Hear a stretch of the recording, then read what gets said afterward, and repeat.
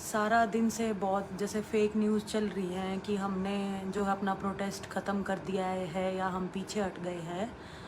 तो ये सब बहुत फेक है, क्योंकि जो ये अफवाहें उड़ रही हैं ये हमारे प्रोटेस्ट को कमज़ोर करने के लिए जो है ये फेक न्यूज़ बनाई जा रही हैं। तो लाइव आने का मकसद सिर्फ यही है कि हम सब आपको बताना चाहते हैं, जो आप हमेशा हमारी सपोर्ट में खड़े रहे हो, कि हमारा जो ये आंदोलन है सत्याग्रह है, जब तक न्याय नहीं मिल जाता हम इसको लड़ते रहेंगे। तो किसी भी फेक न्यूज़ पर आप बिल्कुल भी ध्यान मत दीजिए, क्योंकि हमारी लड़ाई जो है सच्चाई की है और हमें इसको लड़ना है, और जब तक इंसाफ नहीं मिलता हम लड़ते रहेंगे। दूसरा भी न्यूज़ एंकर्स हमारी नौकरी को बता रहे थे कि ये 60 हज़ार रुपये सैलरी लेते हैं, 70 हज़ार सैलरी लेते हैं, वो छोड़ देनी चाहिए। कोई नहीं छोड़ देंगे भाई। दूसरा मैं उन न्यूज़ एंकर से ये पूछना चाहूँगा कि आप इस तरह की खबर चलाने के लिए जो बिल्कुल फेक न्यूज़ है वो चलाने के लिए और हमारी नौकरी जो है गिनवाने के लिए आप 2.5 करोड़ से लेके 4 करोड़ तक का सालाना पैकेज लेते हो। अरे आप सच दिखाने के लिए उस पैकेज को ही छोड़ दो, इसमें तो कोई बड़ी बात नहीं है। झूठ दिखाने के लिए आपको इतना पैकेज जो है मिल रहा है, और हम जब सत्य के लिए लड़ रहे हैं, न्याय के लिए लड़ रहे हैं, हमारे आपको 60 हज़ार 70 हज़ार सैलरी से प्रॉब्लम है। तो इस देश की जनता से मेरा हाथ जोड़ के अनुरोध है, आप प्लीज़ देखिए कि किस तरीके से हमारे को बदनाम करने की, हमारे को आपस में तोड़ने की, हमारे समर्थकों से हमारे को अलग करने की जो ये चीज़ें चल रही हैं, आप इन चीज़ों पे विश्वास मत करिए। एकता ही हमारे को इस लड़ाई में जिताएगी। हम सब एक रहेंगे, एक साथ इस आंदोलन को आगे भी बढ़ाएंगे, क्योंकि सब कुछ हमारा दांव पर लग चुका है। नौकरी की तो बात ही क्या है। तो मैं आप सब लोगों से रिक्वेस्ट करना चाहूँगी कि आप लोग इसे शेयर करो, ज़्यादा से ज़्यादा लोगों तक पहुँचाओ कि हमारे जो पहलवान हैं वो वापस नहीं हटे हैं, वो इस लड़ाई को अंत तक लड़ेंगे। तो आप इस वीडियो को अगर अपने दोस्तों में या सबके साथ साझा करोगे तो हमें बहुत अच्छा लगेगा, क्योंकि हम नहीं चाहते हमारे किसी समर्थक को जो है वो गलत न्यूज़ मिले। हम आपके बहुत आभारी हैं, बहुत आप लोग समर्थक देते हो। जितने दिन भी हम धरने पे बैठे जंतर मंतर पे। समाचार कक्ष में मैं मुफीज जिलानी आपका स्वागत करता हूं। अब एक और नई चीज़ सामने आ रही है जिससे ऐसा लगता है और ऐसे सवाल उठ रहे हैं, क्या इन महिला पहलवानों के खिलाफ कोई साजिश हो गई है, कोई षड्यंत्र रचा गया है? क्योंकि शनिवार को जिस तरह मीडिया में सुबह से लेकर शाम तक ये खबरें चलती रहीं कि महिला पहलवानों ने अपनी नौकरी ज्वाइन कर ली है और अब ये आंदोलन समाप्त हो गया है, लोग सब अब घर चले गए हैं, ऐसा लगता है कि इन खबरों को चलाने का एक खास मकसद था कि जिस तरह महिला पहलवानों के आंदोलन को, उनकी मांगों को लोगों का समर्थन मिल रहा था, लोग उनकी आवाज़ में आवाज़ मिलाने लगे थे। क्रिकेट वर्ल्ड कप टीम जो 1983 में चैंपियन बनी थी, उसके सारे खिलाड़ियों ने आकर महिला पहलवानों का समर्थन किया था। Olympic gold medallist Abhinav Bindra ने जिस तरह महिला पहलवानों का समर्थन किया था, और जिस तरह उनके सम्मान में सरफा पंचायत आयोजित की गई थी और 9 जून तक का उन्हें अल्टीमेटम दिया गया था कि अगर महिला पहलवानों की जो शिकायतें हैं उनको नहीं सुना गया, जो उनकी मांगें हैं उनको नहीं माना गया, तो फिर सर्व खापें वो महिला पहलवानों के साथ खड़ी होंगी और इस आंदोलन को वो खुद आगे बढ़ाएंगे। ऐसा लगता है इन सब के दबाव में या इन सब के असर को कम करने के लिए, लोगों के समर्थन को कम करने के लिए, लोगों में महिला पहलवानों को बदनाम करने के लिए, कि महिला पहलवानों ने गृह मंत्री अमित शाह से मिलकर कोई डील कर ली है और वो खुद नौकरी पर चली गई हैं और अब उसको आंदोलन को उन्होंने समाप्त कर दिया है। इसी के साथ एक और खबर चलाई गई कि जो महिला पहलवान नाबालिग है जिसके आरोपों के बाद में ब्रजभूषण शरण सिंह पर पॉक्सो की धारा लगी है, उस महिला पहलवान ने अपने आरोपों को वापस ले लिया है और उसने 164 के दोबारा से बयान दर्ज कराए हैं।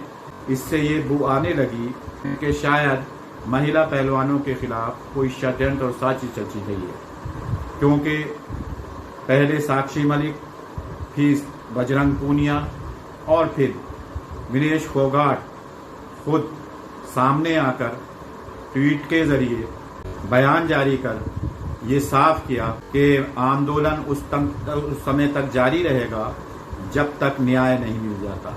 हमने रेलवे में अपनी जिम्मेदारी को निभाने के लिए नौकरी ड्यूटी ज्वाइन की है।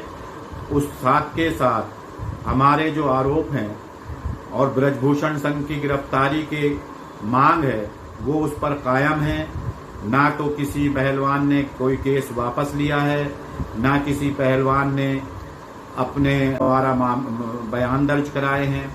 और ये नौकरी तो बहुत छोटी चीज़ है, हम जो आंदोलन चला रहे हैं ये बहुत बड़ा आंदोलन है और इसको हम जब तक चलाएंगे जब तक न्याय नहीं मिल जाता, जब तक ब्रजभूषण शरण सिंह गिरफ्तार नहीं होगा। ऐसा माना जा रहा है कि शायद हो सकता है कि जानबूझकर मीडिया में इस तरह की खबरें चलाई गई हों। मीडिया का क्या रुख है कि वो बिना सोचे समझे, बिना पुष्टि के कोई भी खबर ब्रेकिंग के नाम पर चला देता है, उसको टीआरपी मिल जाती है। लेकिन जहां पर देश की बात आती है, जहां पर देश के सम्मान की बात आती है, जहां के पर देश की बेटियों के सम्मान की बात आती है, वहां भी आपका रवैया इस तरह से रहता है। क्या बात है?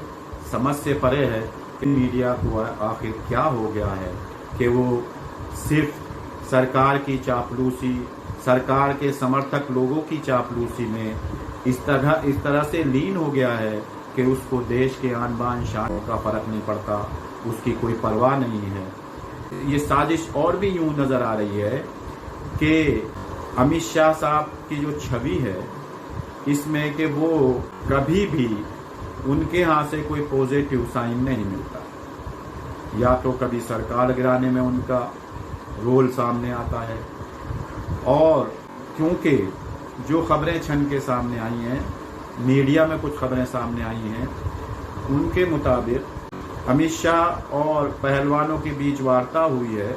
हालांकि पहलवानों ने इसको डिस्क्लोज नहीं किया है, लेकिन मीडिया ने सूत्रों के हवाले से कुछ खबरें चलाई हैं जिसमें कहा गया है कि जो कुछ मांगें इस मुलाकात के दौरान पहलवानों ने रखी थी, उनमें से कुछ को सरकार ने यानी अमित शाह साहब ने मानने की हामी भरी है, जिसमें जो कुश्ती का कैंप है उसको लखनऊ से हटाकर पटियाला में शिफ्ट करने पर रजामंदी हुई है।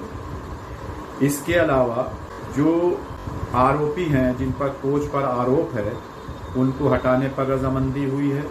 रेसलिंग फेडरेशन ऑफ इंडिया को भंग करने पर मंजूरी हुई बताया जाता है। और जो 28 मई को धरने के दौरान जब नई संसद भवन का उद्घाटन हो रहा था, उस समय जो रेसलर जंतर मंतर से संसद भवन की तरफ जाना चाहते थे, वहां पर अपना प्रदर्शन करना चाहते थे, उस दौरान पुलिस ने उन पर जो केस लगाए हैं, उन केस को वापसी के बारे में सहमति बनी है।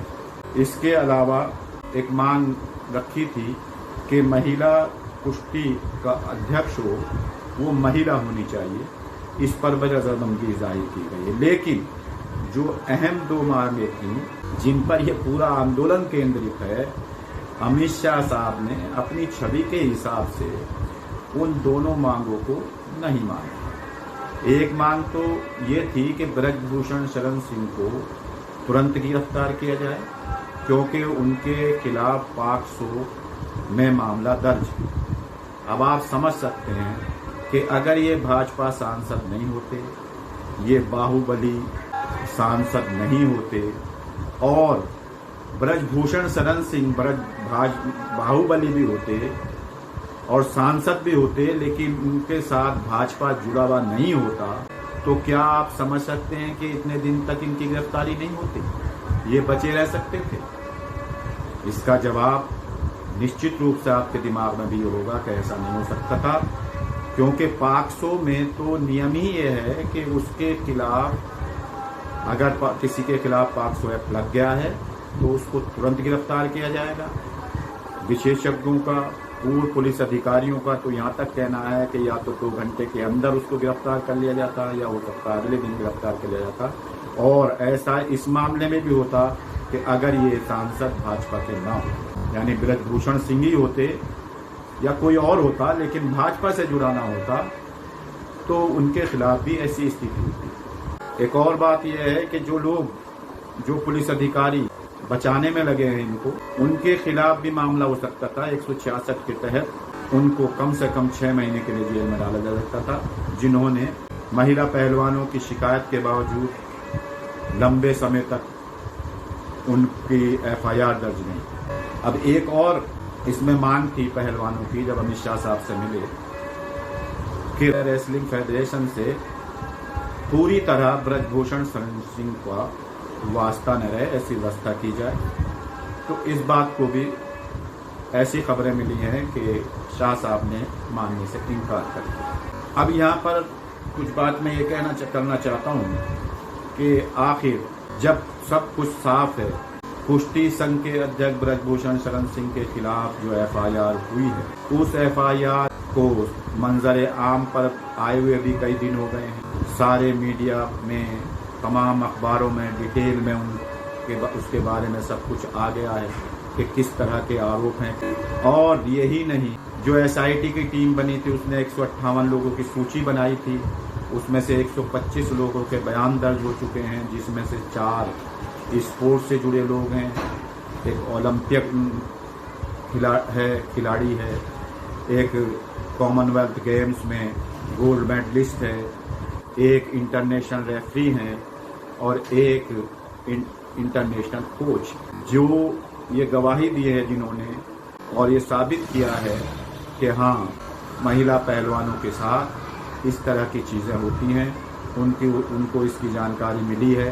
तो सवाल ये है कि आखिर इसको कौन बचाता है। इसका अंदाज़ा आप इस बात से लगा सकते हैं कि जब महिला पहलवान गृह मंत्री अमित शाह से मिली और उनके सामने अपनी डिमांड रखी, और उनमें से किस तरह की डिमांडों पर स्वीकृति बनने की बात सामने आई है, खबरों के माध्यम से, मीडिया के माध्यम से, सूत्रों के हवालों से जो मीडिया में खबरें चली हैं, और किस तरह की जो 2 मांग हैं उनको नहीं माना गया, तो इससे आप अंदाज़ा लगा सकते हैं कि कहाँ से पुलिस पर यह दबाव है कि ब्रजभूषण शरण सिंह को गिरफ्तार न किया जाए। एक तो बात ये चर्चा में है जो बहुत ही चिंताजनक है।